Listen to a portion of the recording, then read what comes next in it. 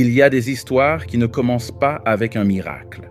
Elles commencent avec une perte, avec une chute, avec un moment où la vie semble arracher quelque chose que l'on croyait indispensable. C'est exactement ainsi que commence l'histoire de Thomas, un homme simple, né dans une petite ville au sud de Lyon, un lieu où les journées se ressemblent et où les rêves, s'ils ne sont pas protégés, finissent étouffés par la routine. Thomas n'était ni riche, ni influent, ni doté de grandes opportunités. Il travaillait depuis l'adolescence dans une petite usine métallurgique. Son dos courbé, ses mains usées, ses paumes souvent ouvertes par les éclats de métal. La vie ne lui avait jamais offert de luxe, mais elle lui avait donné quelque chose de plus rare. Un cœur calme et une capacité étrange de regarder les pires situations avec un silence qui dérangeait ceux qui vivaient dans elle angoisse. Un soir d'hiver, alors que les machines tournaient encore, un bruit sec retentit. Un éclat de métal vola, la machine vibra, puis s'arrêta net. L'instant d'après, les supérieurs hurlaient déjà. Et ce qui devait arriver arriva. Thomas fut accusé, être responsable d'une panne qui coûterait des milliers d'euros à elle et usine. Peu importait que la machine fût déjà défaillante. Peu importait qu'il ait prévenu la direction depuis des mois. Le verdict était simple, froid, sans appel. Nous n'avons plus besoin de vous. Fixant le sol, Thomas sortit de l'usine avec son sac presque vide. Le vent glacé frappait son visage, mais ce n'était pas le froid qui le blessait, c'était l'injustice. L'injustice de perdre son emploi. L'injustice de devoir annoncer à sa femme qu'il ne pourrait plus payer les factures. L'injustice de sentir que la vie, une fois encore, lui arrachait tout.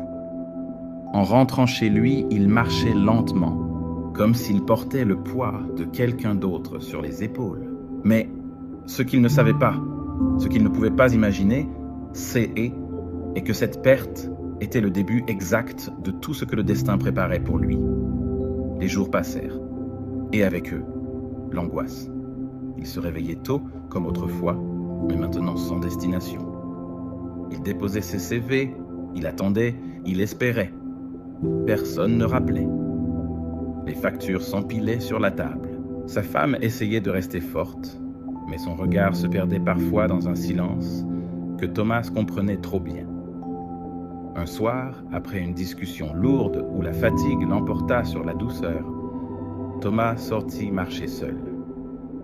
Les rues étaient vides, mais ses pensées, elles, étaient pleines de doutes, pleines de peur, pleines de cette sensation que sa vie était en train de se refermer.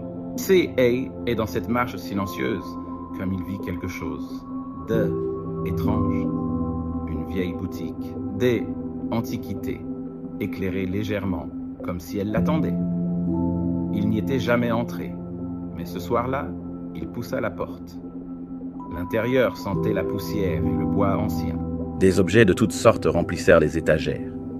Et au centre de la pièce, sur une petite table, reposait une horloge en bois, brisée en deux.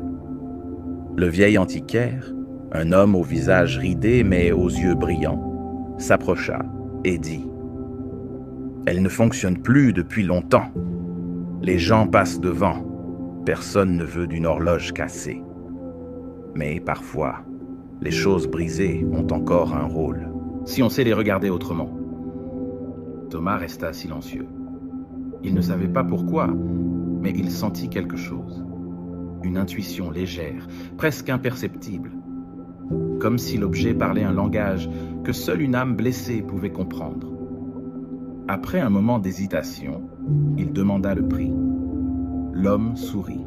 « Pour vous, 5 €. » Thomas n'avait presque plus rien, mais il sortit la pièce. Il rentra chez lui avec une horloge brisée et un silence que sa femme ne comprit pas sur le moment. Pendant 3 jours, il resta enfermé dans le garage, démontant, observant, remontant, cherchant la logique de l'engrenage. Et plus il touchait ces pièces, plus quelque chose de nouveau naissait en lui. Une fascination, un calme profond, une concentration qu'il n'avait jamais ressentie à l'usine. Au bout du 3e jour, l'horloge tinta. Une cloche claire, pure, comme un souffle du passé.